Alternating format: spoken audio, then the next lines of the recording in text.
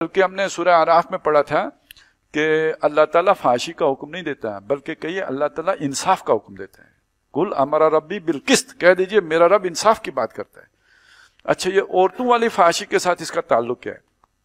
یہ بات سمجھ لیں کہ جہاں غیر عادلانہ نظام ہوگا اور اس میں بنیادی کردار عدل کے خلاف جو ہوتا ہے وہ تقسیم دولت کے غیر منصفانہ معاملے کا ہوتا ہے. خاص طور پہ جو قرآن نے کہا نا کہ تمہاری دولت تمہارے بڑوں میں غنیوں میں ہی نہ گردش کرتی رہے، کہ لا یکون دولتم بین الاغنیاء منکم. جب یہ ہو جاتا ہے، اس کے برعکس ہو جاتا ہے، دولت صرف غنیوں میں گردش کرتی ہے، ایک طبقے میں محدود ہو کے رہ جاتی ہے، تو پھر دوسرا طبقہ محروم رہ جاتا ہے. جو محروم رہتا ہے وہاں فقر ہوتا ہے، فاقہ ہوتا ہے، وہاں نہ تعلیم ہوتی ہے نہ ایجوکیشن ہوتی ہے. تو یہ ساری چیزیں جمع ہو کے ان کے اندر انسانی اقدار مٹا دیتی ہیں، وہ حیوانی سطح پر آ جاتے ہیں. انہیں اپنے پیٹ اور اپنی جو بھی جبلی ضرورتیں اس سے آگے دیکھنے کی سوچ ہی نہیں پیدا ہوتی. نتیجہ یہ نکلتا ہے کہ وہ پھر گویا حیوان بن کے رہ جاتے ہیں. بلکہ اس سے اگلی بات یہ ہے، اب ضرورتیں پوری نہیں، ہمارا معاشرہ ہے نا جیسے، اب یہاں پہ پیاس پیدا کی جاتی ہے، کیونکہ بیسیکلی ہم کنزیومر سوسائٹی سے تعلق رکھتے ہیں. سارا جو میڈیا ہے وہ یہ پیاس پیدا کرتا ہے کہ ہم چیزیں خریدیں، اس کے لیے وہ شوق پیدا کرتا ہے. اچھا، دین یہ کہتا تھا خود آپ کسی کی مدد نہیں کر سکتے، جو چھپا کے کھاؤ، یعنی اس کو دکھا کے نہ کھاؤ کہ اس کے اندر بھی اس کی ہرس پیدا ہو. لیکن ہمارا معاشرہ ہرس پیدا کرتا ہے تاکہ ہر بندہ جا کے وہ چیز خریدے، وہ پروڈکٹ خریدے. ہرس آپ نے پیدا کر دی، ادھر پیسہ نہیں ہے. ڈرامے آپ نے دکھا دیے، ڈرائنگ روم ایسا ہوتا ہے، بیڈ روم ایسا ہوتا ہے، شادی کرنے کے بعد ہنی مون یوں کر کے منایا جاتا ہے. خواہشات بے پایاں پیدا کر دی آپ نے، وسائل نہیں ہیں.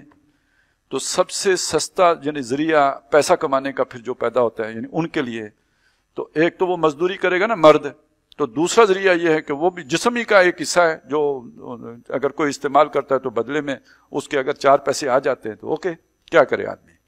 تو جب وہ حیوانی سطح پہ پہلے ہی گر چکا ہوا ہے، انسانی اقدار اس میں باقی ہی نہیں رہی ہیں، تو یہ بے حیائی کرنا بھی اس کے لیے کوئی مشکل نہیں ہے. اچھا، دوسری طرف جس کے پاس دولت زیادہ چلی گئی تو اس نے عیاشی بھی تو کرنی ہے.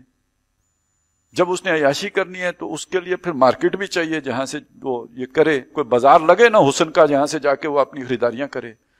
تو بیسیکلی اسی عدل کے خاتمے کے نتیجے میں یہ والی فحاشی اور بے حیائی بھی پھیلتی ہے. اور جو لوگ کہتے ہیں فحاشی ختم ہو جائے، عادلانہ نظام قائم کیے بغیر، وہ ایک یوں سمجھیے محال کام کی جدوجہد کرے. یہ ہو ہی نہیں سکتا، کیونکہ ادھر ڈیمانڈ موجود ہے، انہیں تو چاہیے، وہ ایک بیوی پہ قناعت نہیں کر سکتے. انہوں نے اور کچھ نہ ہو تو عمرہ کرنے دبئی جانا ہوتا ہے، اور دوسرا دبئی میں ساری دنیا سے کھچ کے کچھ آئے گا تو وہ عمرہ کرنے وہاں آئیں گے نا.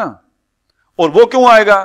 وہ بنگلہ دیش میں غربت ہوگی تو کوئی وہاں پہ اس مقصد کے لیے اپنی بیٹیاں بھیجے گا. کوئی جو ہے وہ آپ کے جو بھی کینیا ہے جہاں کہیں سے بھی کچھ آتا ہے، فلپائن ہے، تو تبھی ہوگا نا جہاں غربت ہوگی تو آئے گا.